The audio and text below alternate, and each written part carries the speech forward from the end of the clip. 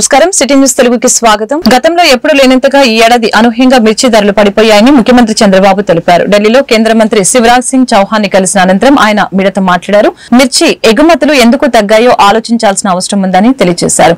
Market intervention scheme కింద 25% మాత్రమే ఇస్తారు. అది కూడా ఐసీఏఆర్ గైడ్ లైన్స్ ప్రకారం ఏపీలోని కాస్ట్ ఆఫ్ కల్టివేషన్ తీసుకోకుండా ధర నిర్ణయించే పరిస్థితికి వచ్చారు. శుక్రవారం సమావేశంపై చర్చించిన తర్వాత దీనిపై స్పష్టత ఇస్తామని తెలిపారు. అయితే అనూహ్యంగా ఈ సంవత్సరం వేరే దేశాల్లో డిమాండ్ తగ్గడం మన రైతులకు చాలా నష్టపోయే పరిస్థితి వచ్చింది. ఆ విషయమే మంత్రి గారికి చెప్పాను. ఎట్టి పరిస్థితుల్లో రైతులను ఆదుకునే బాధ్యత మన మీద ఉంది. రైతులను ఆదుకోవాల్సిన అవసరం ఉంది. ఏదైతే ఏ విధంగా ఆదుకోవాలనో వారికి అంతా కూడా సజెషన్స్ ఇచ్చాం. మామూలుగా అయితే ఎంఐఎస్ కింద మార్కెట్ ఇంటర్వెన్షన్ స్కీమ్ కింద 25% ఇంటర్వ్యూన్ అవుతారు. అది కూడా రేట్ ఎస్టాబ్లిష్ చేయడంలో ఐసీఏఆర్ ఏదైతే ఉందో ఆ వ్యవస్థ ఎస్టాబ్లిష్ చేశారు. వాళ్ళు కూడా ప్రాక్టికల్ రేట్ కాకుండా ఆంధ్రప్రదేశ్ లో ఉండే కాస్ట్ ఆఫ్ కల్టివేషన్ తీసుకోకుండా వాళ్ళు ఒక రేట్ ఇచ్చే పరిస్థితికి వచ్చారు. అవన్నీ సరిచేయాలని చెప్పాను. రేపు ఒక మీటింగ్ పెట్టుకొని మళ్ళీ మాకు ఒక ఇన్ఫర్మేషన్ ఇస్తా ఉంటున్నారు. రైతులను ఆదుకోవాలి. 25% సీలింగ్ చేసి అవసరమైతే వాళ్ళ యొక్క వ్యవస్థలో గ్రూప్ ఆఫ్ మినిస్టర్స్ ఉన్నారు, కమిటీ ఆఫ్ మినిస్టర్స్ ఉన్నారు. వాళ్ళు కూర్చొని నిర్ణయం చేసి రైతులకు మేలు చేయాల్సిన అవసరం ఉంది. రెండోది ఏదైతే 50% అంటే వాళ్ళు 50% ఇస్తే రాష్ట్రం 50% ఇవ్వాలనేది కూడా ఉంది. దాన్ని కూడా ఏం చేయాలో కూడా ఆలోచించమన్నాను. ఏదేమైనా రాష్ట్రంలో ఉండే రైతులకు న్యాయం చేయాల్సిన బాధ్యత ఉంది. అందులో కూడా ఇప్పటికే కొంత మార్కెట్కి వచ్చింది. ఈ విషయంలో రైతులందరికీ విజ్ఞప్తి చేస్తున్నా, మీరు కూడా ఆందోళన చెందాల్సిన అవసరం లేదు. ఇటు రాష్ట్రం అటు కేంద్రం అన్ని ప్రయత్నాలు చేస్తాం. అందరిని ఆదుకోవడం కోసం ఏ విధంగా చేయాలని అన్ని చేసి మిమ్మల్ని ఆదుకునే ప్రయత్నం చేస్తామని చెప్పి కూడా రైతాంగానికి విజ్ఞప్తి చేస్తున్నా. ఇప్పటికే నేను 3 లెటర్లు పంపించాను. ఎప్పటికప్పుడు ఇక్కడ మీటింగ్లు పెట్టుకున్నారు. ఇంత మునుపైతే మా రామ్మోహన్ నాయుడు గారు, అదే మరి చంద్రశేఖర్ గారు మినిస్టర్స్, అదే మరి లావు గారు పార్లమెంటరీ పార్టీ లీడర్లంతా కలిసి మీటింగ్ కూడా పార్టిసిపేట్ చేశారు. ఇప్పటికే రాష్ట్ర ప్రభుత్వ అధికారులు కూడా వచ్చి కేంద్ర ప్రభుత్వ అధికారులతో చర్చలు కూడా చేశారు. ఇవన్నీ చేసిన తర్వాత ఈరోజు ఒక కన్క్లూజన్కి వచ్చాం. రేపు మంత్రి గారు వచ్చి ఈ 4-5 విషయాల్లో మాట్లాడి ఒక క్లారిటీ ఇస్తారు. దాని మీద ఎప్పటికప్పుడు అందరితో కూడా సమీక్షలు చేసుకుంటూ ఈ ప్రైసెస్ పడిపోకుండా ఏం చేయాలో అన్ని చేస్తాం. ఇది బ్రీఫ్ గా దీనికోసం వచ్చాను. మీటింగ్ అయితే మంత్రి గారు లేకపోయినా ఇక్కడ మాట్లాడిన తర్వాత కొంత క్లారిటీ వచ్చింది. ఏపీలో 3 పార్టీల నేతలు సమన్వయంతోనే కలిసి ముందుకు వెళ్తున్నట్లు ఉప ముఖ్యమంత్రి పవన్ కళ్యాణ్ తెలిపారు. గురువారం ఆయన మీడియాతో మాట్లాడారు. వెన్ననొప్పి కారణంగానే రాష్ట్రంలో కొన్ని సమావేశాలకి హాజరవటం లేదని తెలియజేశారు.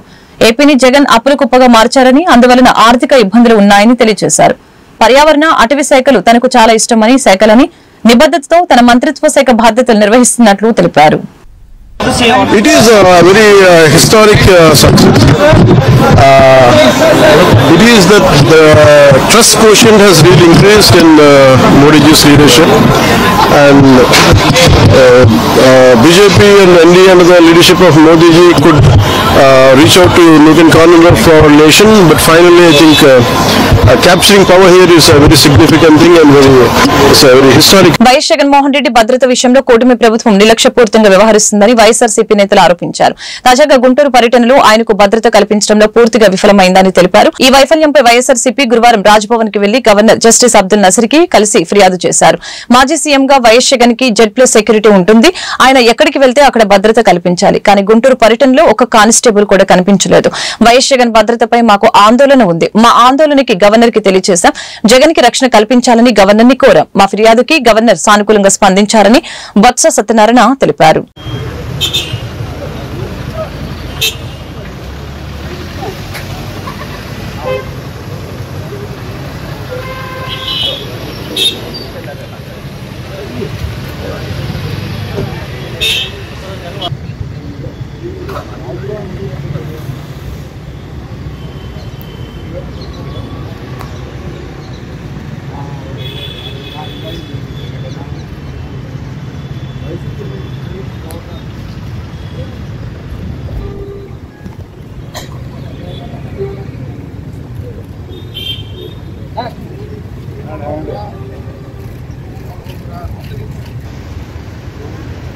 ఉందో దాన్ని పూర్తిగా తొలగించి నేను రోజున పూర్తిగా సెక్యూరిటీ ల్యాబ్సెస్ 100% ఒక్క యూనిఫామ్ ఉన్న కానిస్టేబుల్ ఒక్కరు కూడా ఆ చుట్టుపక్కల లేకుండా ఏదైనా అవాంఛనీయ సంఘటనలు జరిగేటట్టుగా వారు ప్రేరేపించేటట్టుగా వాళ్ళు నేను జరిగిన ప్రయత్నం చూస్తుంటే చాలా అనిపించింది. అందుకని గవర్నర్ గారికి మేము అందరం వచ్చి ఆయన తాలూకా భద్రత మీద ఆందోళన వ్యక్తం చేస్తూ ఇలాంటి సెక్యూరిటీ ల్యాబ్సెస్ ఉన్నాయి, ప్రభుత్వం వాంటెడ్లీ చేయాలని ఆయన్ని ఇబ్బంది పెట్టాలని ఆయనకి ఉన్న సందర్భంలో ఆయన రక్షణ కల్పించి ఇలాంటివి మళ్ళీ పునరావృతం కాకుండా చట్టాన్ని చేతిలో తీసుకోకుండా చట్టం దాని పని చేసుకునేటట్లు ఎవరికి ఇవ్వాల్సిన భద్రతను వాళ్ళకి ఇస్తూ కార్యక్రమం చేయాలని గవర్నర్ గారిని మేము ఇప్పుడు మీ అందరం కూడా డెలిగేషన్ వెళ్ళి ఆయన రిక్వెస్ట్ చేయడం జరిగింది.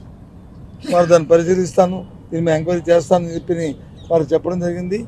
ఇది విషయాన్ని మీకు తెలియపరుస్తున్నాను.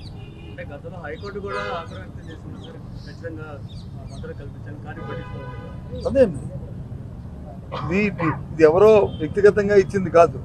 మాజీ ముఖ్యమంత్రిగా ఆయనకి అది వర్చువల్గా ఆయనకి ఆటోమేటిక్గా అది వస్తుంది. చెప్పేస్తుంది మాజీ ముఖ్యమంత్రి గారికి ఆటోమేటిక్గా వస్తుంది. దాన్ని కూడా నేను రోజు విత్డ్రా చేయమంటే అసలు అర్థం అవ్వట్లేదు. మాకు ఎప్పుడు కూడా చూడలేదు ఈ వ్యవస్థలో.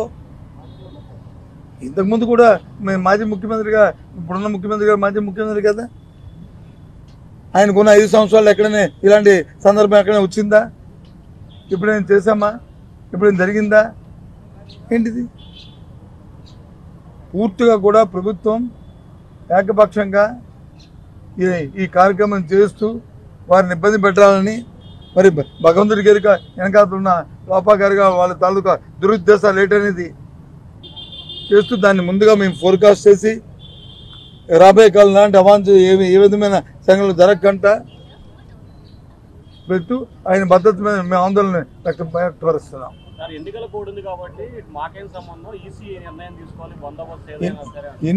ఎన్నికల కోడ్ బందోబస్తుకి బయట ఆయనకున్న భద్రత ఎన్నికల కోడ్తో సంబంధంలే. ఏదైతే Z+2 కేటగిరీ ఎప్పుడైతే ఉన్నదో ఆయన ఎక్కడికి వెళ్తే అక్కడికి ఆయనతో పాటు వారు వెళ్ళవలసిందే, అక్కడికి వెళ్తారు. అది నిబంధన. ఎన్నికల కోడ్ ఏంటి అదనంగా ఇచ్చేది ఏమైనా ఉంటే ఒక ఎన్నికల కోడ్ ఉంటే ఎన్నికల కోడ్ మేము ముందు ఇన్ఫార్మ్ కూడా చేస్తాం. ఏపీ ఫైబర్ నెట్ లో 3 ఉన్నతాధికారులను వెంటనే తొలగిస్తున్నామని ఆ సంస్థ చైర్మన్ జీవీ రెడ్డి తెలిపారు. Fibre net chief technology officer Pappu Bharadwaj, business and operations head Gandhamsetty Suresh, procurement assistant manager Shashank Haindar Khan ని తొలగిస్తున్నట్లు తెలిపారు. ఈ మేరకు సంస్థ కార్యాలయంలో నిర్వహించిన మీడియా సమావేశంలో జీవీ రెడ్డి మాట్లాడారు.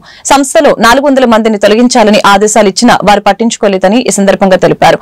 ఉద్యోగులకి జీతాల రూపంలో సంస్థ సొమ్ము చెల్లించారు. ఫైబర్ నెట్ కి జీఎస్టీ అధికారులు 377 కోట్ల జరిమానా విధించింది. గత నెలలో జరిమానా విధించిన అధికారులు నా దృష్టికి తీసుకుని రాలేదు. సంస్కరణలు తేవాలని చూస్తున్న అధికారులు సహకరించడం లేదని ఆయన వెల్లడించారు. దినేష్ కుమార్ గారు IAS ఆగస్టులో ఛార్జ్ తీసుకున్నాడు. వచ్చిన తర్వాత ఒక్క రోజు కూడా దీని మీద ఈ బిజినెస్ పెంచాలి, ఒక్క కనెక్షన్ తేవాలి అనేది ఏ రోజైనా ఫోకస్ చేశారా? ఎన్ని నెట్వర్క్ ఇష్యూస్ వస్తుంటే ఎందుకు ఫోకస్ చేయలేకపోయారు? ఎన్నిసార్లు చెప్తుంటాము. ఆపరేటర్లు ఎంతమంది వచ్చారు, అపాయింట్మెంట్లు కూడా లేకుండా వాళ్ళు ఎవరిని కలవనీయకుండా ఇంటికి పంపించారు. టైం ఇవ్వకపోతుంది. పోనీ టైం ఇవ్వకపోయామా చేసామా అంటే మనం ఏమైనా పని చేసామంటే పని చేసిన పాపాన పోలేదు. మరి ఎలా వస్తుంది? 1 నెల 2 నెలలు అంటే ఓకే, 3 నెలలు అంటే ఓకే, 4 నెలలు 5 నెలలు 6 నెలలు 9వ నెల అప్పుడు ఎవరికన్నా జెస్టేషన్ పీరియడ్ అని ఉంటుంది. జెస్టేషన్ పీరియడ్ కూడా దాటిపోయింది. సో ఏమనాలి? నేనేమంటానంటే వారికి ఒక రైట్ హ్యాండ్, ఒక లెఫ్ట్ హ్యాండ్, ఒక ఫ్రంట్ హ్యాండ్ ఒకరిని పెట్టుకొని ఆర్గనైజేషన్ ఒక్క అడుగు కూడా ముందుకు పోనీయకుండా ఈ విధంగా తీసుకొచ్చారు. అంటే నేను ఏమంటానంటే ఇది ఏమైనా ప్రభుత్వం పైన జరుగుతున్న కుట్ర అనుకోవాలా, వీళ్ళు ఏమైనా బ్లాక్ షీప్స్ అనుకోవాలా, లేదా పాత ప్రీవియస్ మేనేజ్మెంట్ చేతులతో కలిపి అప్పుడు ఎన్నో స్కాములు జరిగినాయి. ఈ ఆర్గనైజేషన్ ఈయన చంపేస్తే ఇప్పుడు ఈయన చనిపోయినప్పుడు ప్రీవియస్ స్కామ్స్ కూడా వెరిఫై చేయడానికి అవకాశం ఉండదు. కాబట్టి ఆ విధంగా ముందుకెళ్తున్నారు. రాష్ట్రంలో దాదాపు 13 లక్షల ఎకరాల్లో 4 లక్షల ఎకరాలకి అక్రమంగా ప్రీ హోల్డ్ చేసినట్లు గుర్తించామని రెవెన్యూ శాఖ ప్రత్యేక ప్రధాన కార్యదర్శి ఆర్పి సిసోడియా పునరుద్ఘాటించారు. ఈ భూముల్లో 25,000 ఎకరాల వరకు రిజిస్ట్రేషన్ చేయగా వీటిలో 8,000 వరకు అక్రమంగా జరిగినట్లు గుర్తించామని చెప్పారు. నిషేధిత జాబితా నుంచి భూముల్ని అక్రమంగా తొలగించిన 4 లక్షల ఎకరాలతో పాటు 8,000 ఎకరాల రిజిస్ట్రేషన్లు రద్దు చేసేందుకు చర్యలు తీసుకుంటున్నట్లు ఈ సందర్భంగా తెలిపారు. దీన్ని సిసోడియా ప్రారంభించిన అనంతరం మీడియాతో మాట్లాడారు. దహనమైన 2,400 దస్త్రాలని పునః సృష్టించామని కలెక్టర్ తహసీల్దార్ల కార్యాలయంలో ఉన్న రికార్డుల లింక్ దొరకడంతో ఇది సాధ్యమైందని వివరించారు. వీటి ద్వారా ప్రీ హోల్డ్ భూముల ఆక్రమణలు బయటపడ్డాయని వెల్లడించారు. దస్త్రాల దహనం కేసు దర్యాప్తు కొనసాగుతుందని, కొందరిని అరెస్టు చేశామని, బయట వారితో సంబంధాలు ఉండటం దర్యాప్తునికి సమయం తీసుకుంటుందని చెప్పారు.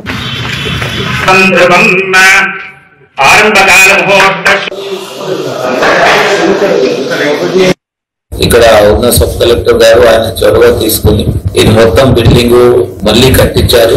ఫైల్స్ ఏదైతే కాలిపోయినాయో అవన్నీ 2400 ఫైల్స్ కూడా రీక్రియేట్ చేయడం జరిగింది. లక్కీగా కలెక్టర్ ఆఫీస్ లో కానీ తహసీల్దార్ ఆఫీస్ లో కానీ దాని లింక్ దొరికినాయి కాబట్టి ఆ ఫైల్స్ కూడా మాకు దొరకడం జరిగింది.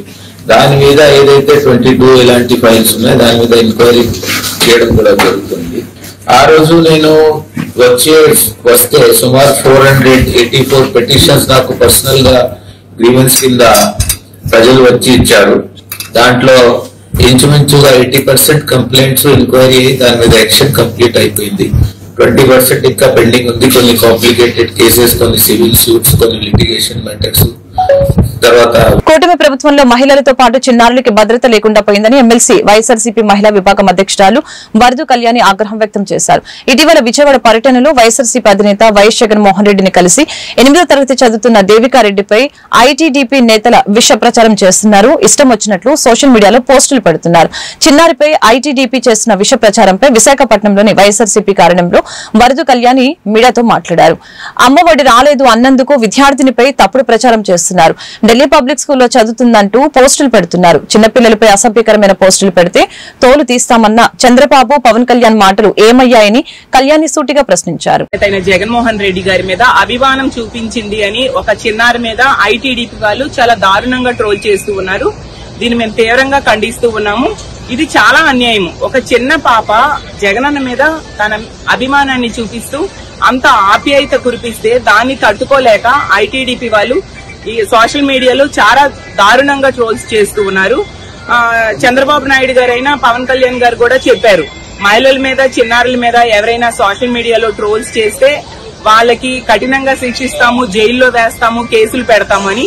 మరి ఈ వ్యవహారంలో ఈ పాప మీద ట్రోల్స్ చేసిన వాళ్ళకి ఎంతమంది మీద కేసులు పెట్టారు, ఎంతమందిని జైల్లో వేశారు అని నేను అడుగుతూ ఉన్నాను. గతంలో కూడా తీసుకుంటే జగనన్న ముఖ్యమంత్రిగా ఉండేప్పుడు జగన్మోహన్ రెడ్డి గారు ఇళ్ల పట్టా ఇచ్చారు అని చెప్పి ఆనందం వ్యక్తం చేసినందుకు గీతాంజలి అనే అమ్మాయికి విపరీతంగా ట్రోల్స్ చేసి ఆమె ఆత్మహత్య చేసుకునేట్టుగా ఈ ఐటీడీపీ వాళ్ళు కారకులయ్యారు. అలాగే బెండిపూడి స్కూల్లో చదువుతున్న అమ్మాయిలు ఇంగ్లీష్ మీడియం చదువుతూ ఇంగ్లీష్ చక్కగా మాట్లాడితే దాని మీద కూడా ట్రోల్ చేస్తూ, ఎందుకంటే వాళ్ళ ఇంగ్లీష్ మీడియం వల్ల జగన్మోహన్ రెడ్డి గారికి మంచి పేరు వచ్చేస్తుంది అని ఆ రోజు ఐటీడీపీ వాళ్ళు చాలా దారుణంగా ట్రోల్ చేసిన విషయం ఎవరూ మర్చిపోలేదు. ఇప్పుడు ఈ చిన్నారి మీద ఎంత దారుణంగా ట్రోల్స్ చేస్తూ ఉన్నారు. ఆ పాప ఒక మధ్య తరగతి కుటుంబానికి చెందిన అమ్మాయి.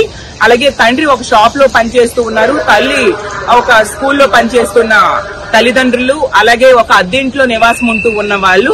అలాంటి వాళ్ళని వాళ్ళే ఆ పాప ఏదో డిపిఎస్ స్కూల్లో చదువుతున్నట్టుగా అపార్ట్మెంట్ మొత్తం వాళ్ళదే అన్న టైప్ గా, అలాగే తల్లిని కూడా మార్చేస్తూ చాలా దారుణంగా ట్రోల్ చేశారు.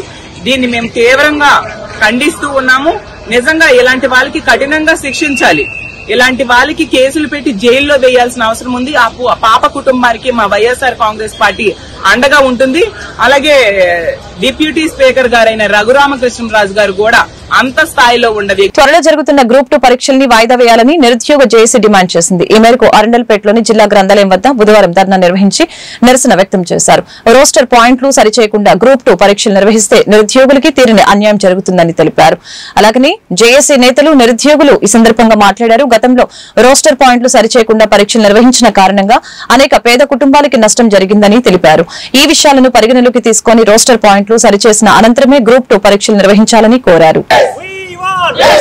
ఆందోళనలో ఉన్న గ్రూప్ 2 అభ్యర్థులకు తక్షణమే పోస్టర్ విధానాన్ని ప్రకటించిన తర్వాత గ్రూప్ 2 మెయిన్స్ నిర్వహించాలి. 92,200 మంది అభ్యర్థులకు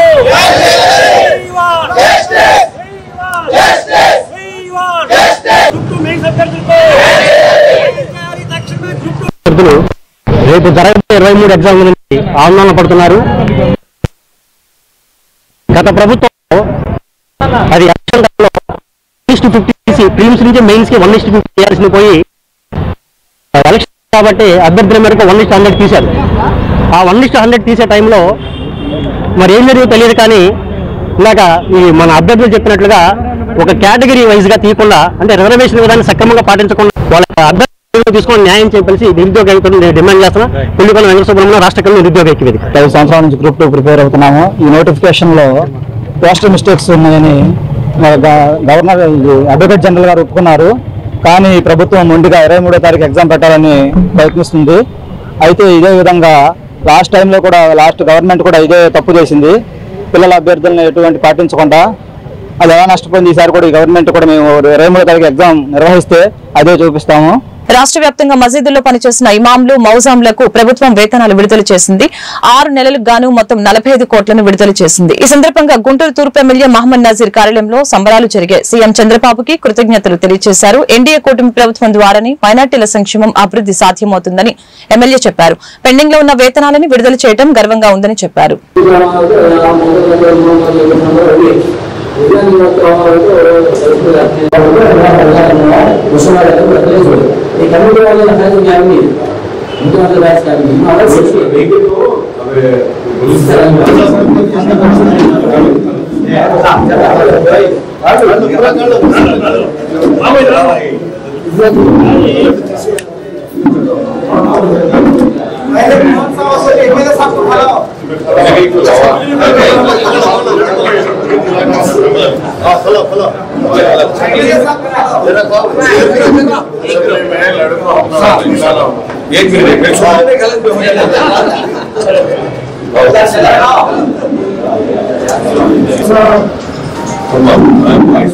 हमारी वॉइस में बोलेंगे।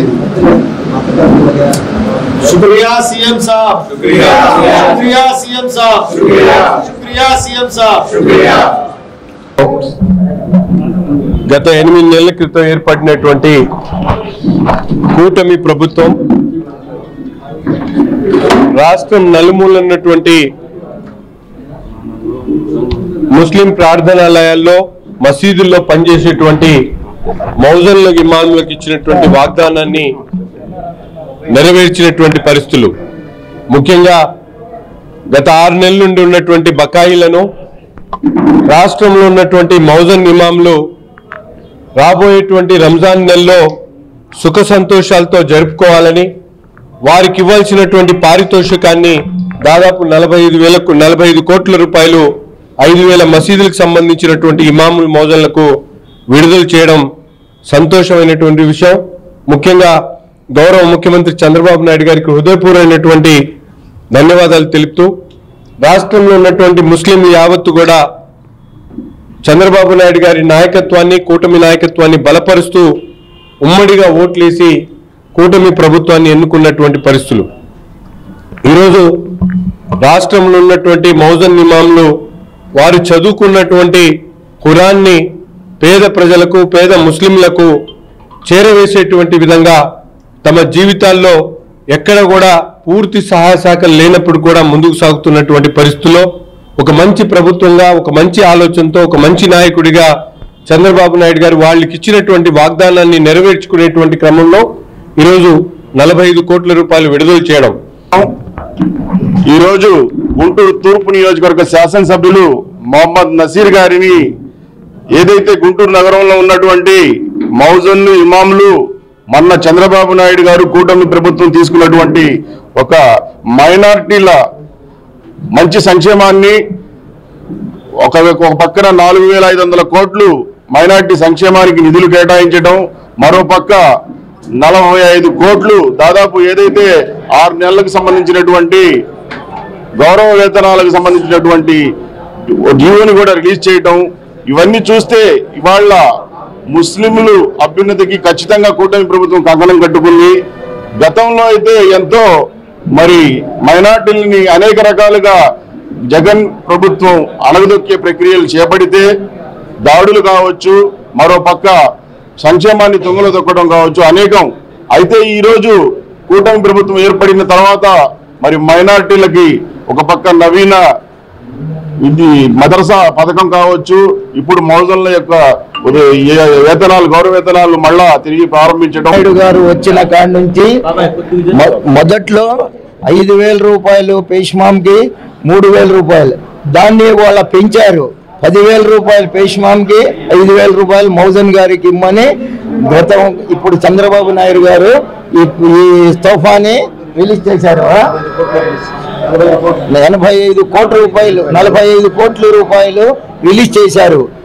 ఇంతకు ముందు గతంలో డబ్బులేయటంలా 6 నెలల నుంచి దేశంలో ఎదుర్కొంటున్న సమస్యలకి గాంధీయ మార్గం సరైన పరిష్కారమని ఆకాశవాణి పూర్వ సంచాలకులు వేణుగోపాల్ తెలిపారు.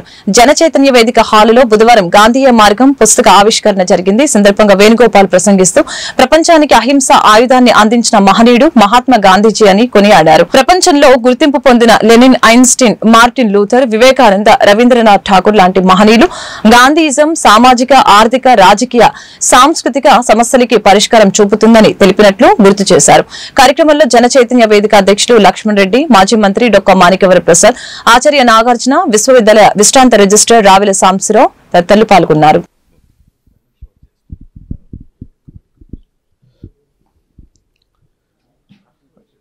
కావలసినప్పుడు కొంత పని చేయదు. అందుకని నేను 3వ వాల్యూంలో చేయలేకపోయాను. ఆ బొమ్మని ఇక్కడ వాడుకున్నాను. అది ఉద్దేశం. అదే తెలంగాణలో తక్కువ ఉంది. 1938లో 68 పత్రికలను నిషేధించారు.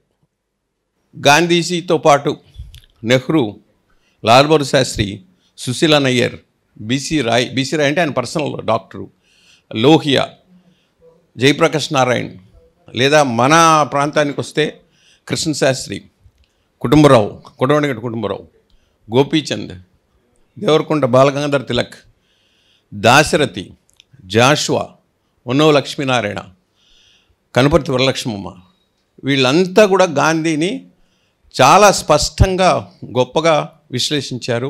తిలక్ అయితే అద్భుతమైన వ్యాసం రాశారు. గోపీచంద్ కూడా తక్కువ లేదు. కుటుంబరావు గారు అయితే అవన్నీ పబ్లిక్ డొమైన్లో మెటీరియల్ లేకపోవడానికి కారణం ఎవరో నేను చెప్పక్కర్లేదు, కానీ దాన్ని చర్చించాల్సిన అవసరం లేదు.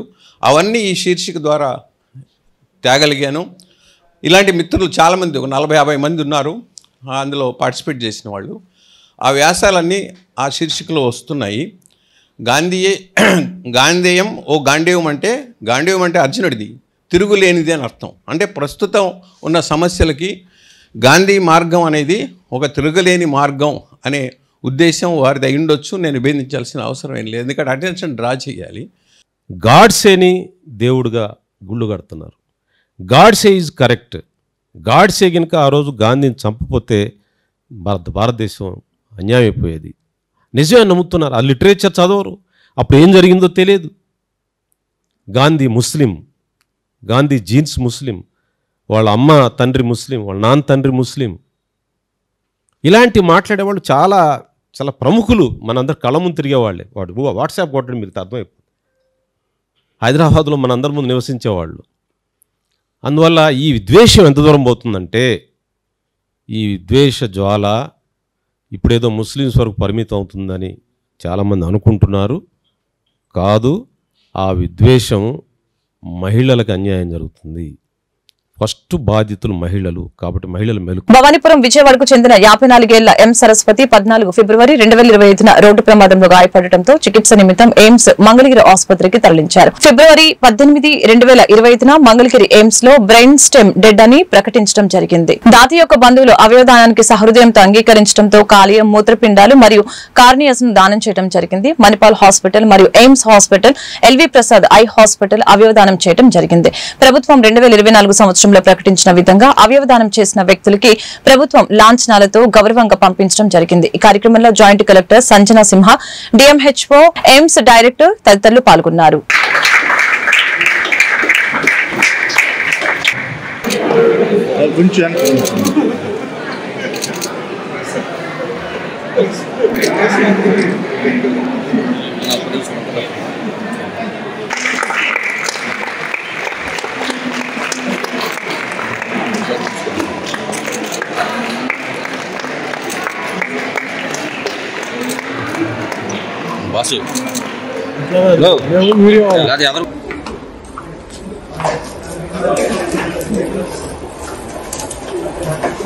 ఫిబ్రవరి మనం ఇక్కడ ఎయిమ్స్ మంగళగిరికి రావడం జరిగింది. ముత్యాల సరస్వతి అని విజయవాడకు చెందిన మహిళ అన్ఫార్చునేట్ గా 14 ఫిబ్రవరి రోజు ఒక రోడ్ యాక్సిడెంట్ ప్రమాదంలో తీవ్రంగా గాయమయ్యారు. 15 ఫిబ్రవరి ఎయిమ్స్ కి తెచ్చి జాయిన్ చేయడం జరిగింది. అప్పటి నుంచి కూడా చాలా క్రిటికల్ కండిషన్ లో వెంటిలేటర్ మీద ఉన్నారు. అయితే నిన్న అంటే 18 ఫిబ్రవరి రోజు కమిటీ ద్వారా ఆవిడని బ్రెయిన్ డెడ్ గా డిక్లేర్ చేశారండి. అప్పుడు వాళ్ళ కుటుంబ సభ్యులు అలాగే ఎయిమ్స్ అడ్మినిస్ట్రేషన్ వాళ్ళు డాక్టర్స్ కూడా చాలా కౌన్సిలింగ్ ఇవ్వడంతో వాళ్ళ ఫ్యామిలీ ఆవిడ అవయవాలని దానం చేయాలి అని నిర్ణయించుకున్నారు. సో ఇంత పెద్ద డెసిషన్ ని తీసుకున్నందుకు వాళ్ళ ఫ్యామిలీకి కృతజ్ఞతలు, అలాగే కౌన్సిలింగ్ ఇచ్చిన ఎయిమ్స్ వాళ్ళకు కూడా మనం చాలా ధన్యవాదాలు చెప్పుకోవాలి. మనందరికీ తెలుసు, ఒక పక్క ఆవిడని కోల్పోయిన బాధలో ఉన్న ఎంతో మందికి ఎన్నో జీవితాలను ఇవ్వడానికి వాళ్ళు ఇంత పెద్ద మంచి ఆలోచనతో ఈ స్టెప్ తీసుకున్నారు. అయితే నాకు ఇక్కడ ఏం చెప్పారంటే ఆవిడ 2 కిడ్నీలు, ఒక లివరు, ఇంకా 2 కళ్ళని కూడా దానం చేశారండి. అయితే ఇది మణిపాల్ హాస్పిటల్ ఇక్కడ మనకి ఏదైతే ఉందో తాడేపల్లిలో, అలానే ఎయిమ్స్ మంగళగిరిలో ఒకటి, and LV Prasad eye institute వాళ్ళకి కూడా 2 కళ్ళని దానం చేశారు. సో ఈ సందర్భంగా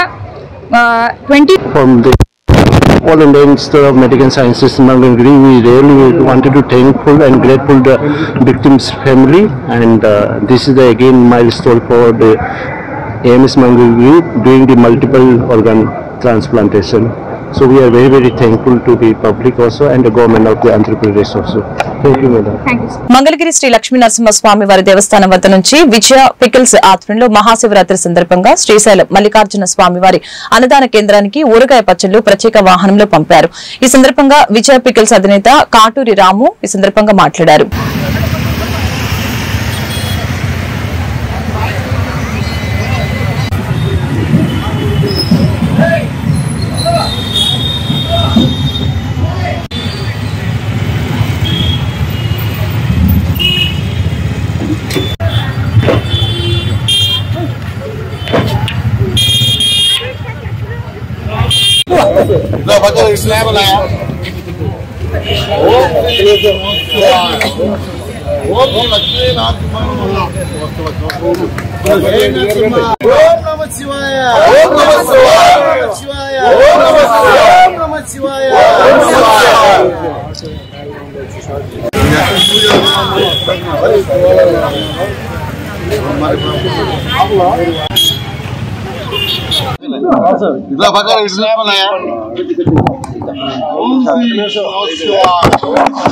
ఓం శ్రీ లక్ష్మీ నరసింహాయ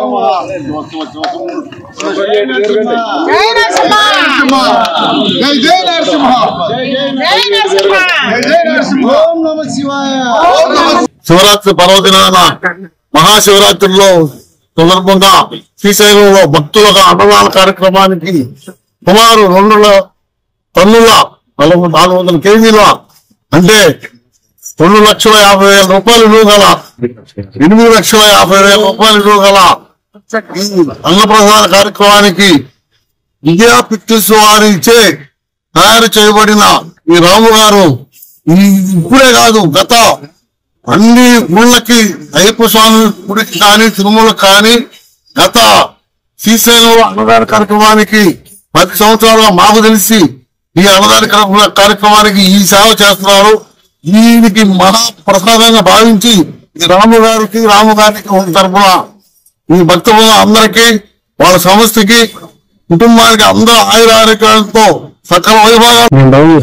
శ్రీ భ్రమరాంబ సమేత మల్లికార్జున స్వామి వారి అన్నప్రసాద కేంద్రమైన అన్నపూర్ణ భవన్కి విజయ పికిల్స్ వితరణ చేయడం జరుగుతుంది. ఈ రోజు ఇక్కడ లక్ష్మీ నరసింహస్వామి వారి ఆలయం దగ్గర నుంచి స్టార్ట్ అవుతుంది అన్నమాట బండి. ఈ మహాశివరాత్రి పర్వదిన ఎంతో మంది పేద భక్తులు శ్రీశైలం లక్షలాది మంది అన్న ప్రసాదంలోకి మనం పచ్చడి ఇవ్వటం ఎంతో ఆనందదాయకంగా ఉంది. ఇంతకుముందు కూడా ఇప్పుడు ఇది 5వసారి అండి ఇవ్వటం. మనం ఎప్పుడు ఎంత పంపిస్తున్నారు? ఎన్ని కేజీలు వచ్చింది? రుణమాలు 2 టన్నుల 400 కేజీల. ఓం నమ శివాయ. ఓం నమ శివాయ. శ్రీశైల మహాపుణ్యక్షేత్రంలో శ్రీ మల్లికార్జున స్వామి క్షేత్రంలో మహాశివరాత్రి పర్వదినాన్ని పురస్కరించుకొని విజయ పచ్చళ్ళ యజమాని అయినటువంటి రాము గారి దంపతులు ఎంతో వ్యయ ప్రయాసలతో భక్తి శ్రద్ధలతో 2400 కిలోల పచ్చడి 5 రకాలు తయారు చేసి స్వామివారికి సమర్పిస్తే విచ్చేసినటువంటి యాత్రికులకి భోజనంలో ఉపయోగించడానికి వారికి ఆ భాగ్యం కలిగించినటువంటి శ్రీశైల బ్రవరాంబ మల్లికార్జున స్వామి స్థాపించబడిన 93లో ఇప్పుడు 36 అవుతుంది. ఈ ఎన్నో దేవాలయాలకి, తిరుపతి వెంకటేశ్వర స్వామికి, అన్నవరం సత్యనారాయణ స్వామికి, మళ్ళా మొన్న ఈ మధ్యనే అయ్యప్ప స్వామికి వితరణ చేశారు రాము గారు. ఇలా ఇప్పుడు శ్రీశైలానికి ఇది 5వసారి అండి, ఇది ఫస్ట్ సారి కాదు. ఈ శ్రీశైలి మహాశివరాత్రి సందర్భంగా అన్న సంతర్పణకు గాను ప్రథమ 5వసారి ఇప్పుడు మళ్ళా వితరణ చేస్తున్నారు. ఇప్పుడు 2 టన్నుల పచ్చళ్ళ పికిల్స్ అన్ని పంపిస్తున్నారు. ఇలాగే ఎన్నో దేవాలయాలు పంపిస్తున్నారు, ఎప్పుడు పంపిస్తానే ఉంటారు. అలాంటిది ఆ కుటుంబాన్ని ఆరుకాలం కష్టపడే రైతు అనుకోని కష్టాలు రావడంతో కలవరం చెందుతున్నాడు. మాదక ద్రవ్యాలు సేవించే వారికి ఊరు బయట ప్లేస్ ఉంటే చాలు, అవి పొలం గట్లేనా శ్మశానాలేనా చాలు అన్నట్లు వారి పరిస్థితి తయారైంది.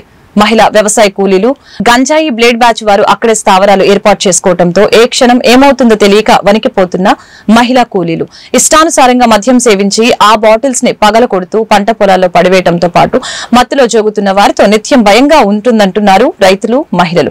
ఎక్కడ పడితే అక్కడ ప్రధాన కూడలి రహదారుల వెంట కూడా మద్యం బాబులు హడావుడి ఎక్కువైపోయిందని రైతులు ఆందోళన వ్యక్తం చేస్తున్నారు. ఈ పరిసర ప్రాంతాలపై నిఘా పెట్టి అన్నదాతల్ని ఆదుకోవాలని, రైతులకి వెన్నుదండుగా ఉండాలని కోరుతున్నారు.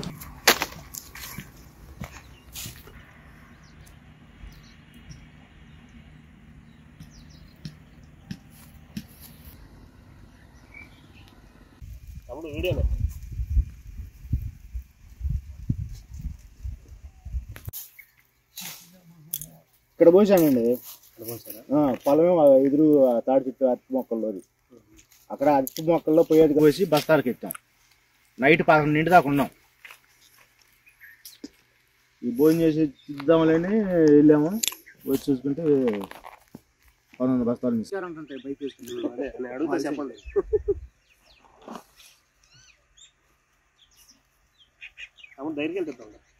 ఎక్కువైపోయిందండి. దొంగతనం ఎక్కువైపోయింది బాగా. ఎప్పుడు పోయినా దొంగతనం లేదు మాకు ఇక్కడ. ఈ పేటలో అంతా తాగటం, సూసా తాగటం, ఎవరు ఏమన్న పరిస్థితి. మేమందరూ వ్యవసాయం చేసి వెళ్ళిపోతాం ఇంటికల్లా. వాళ్ళ ఇష్టం, వాళ్ళని కలుస్తాం వీల్లేదు. వాళ్ళు ఏంటో ఈ బ్లేడ్లు బోర్లు ఉంటాయి, ఏంటో మా మీద వస్తాం, మా భయం అది. ఆ గంజా బ్యాచ్ మీకు తెలియజేయండి. అట్లా వస్తాండి పగత్తం రైతు భయం భయం పుట్టింది కాబట్టి పేటలోకి ఎక్కేయారంట. ఇక్కడేమో 2 టిక్కులు 30 టిక్కులు తీసుకెళ్ళిపోయారు. రైతు పని ఇచ్చింది ఎక్కువైపోతుంది. పక్కన చంద్రబాబు ఉన్నా కానీ గతంలో ఈ రోజు లేదు. ఈ మధ్యకాలంలో రాజధాని ఈ పేటలో బాగా ఖాళీగా ఉంటారు ప్లేసు. ఇంటికి వెళ్తాం షాప్ చేసుకుని. వాళ్ళ ఇష్టం శేషాలు బోసాలు వాళ్ళు తాగి వదిలేస్తాం. ఒకరిద్దరు భయం పడుతుంది మాకు మీద ఎలా అంటే. గంజాయి ప్యాచి కాదు చదువుతున్నారండి. శేషాలు రోడ్డు అంటే ఆగమని చేస్తున్నారు. రైతులు ఉల్లిపాయలు అందరూ రావాలి టిక్కీలు వేసుకొని కాళ్ళు కూసుకొని నాన్న పడ్డారు. సీఎం మరి ఎక్కడే ఉంది చంద్రబాబు నాయుడు గారు కూడా. ఆయన ఉన్న తనామలోనే ఇంత ఇది ఉంది. మరి చూడండి మీరే. ఇంకా అది మీ పేరు? నా పేరు సీను. ఈ వార్తలు ఇంతటితో సమాప్తం. మరొక బులెటిన్లో మళ్ళీ కలుద్దాం. నమస్కారం.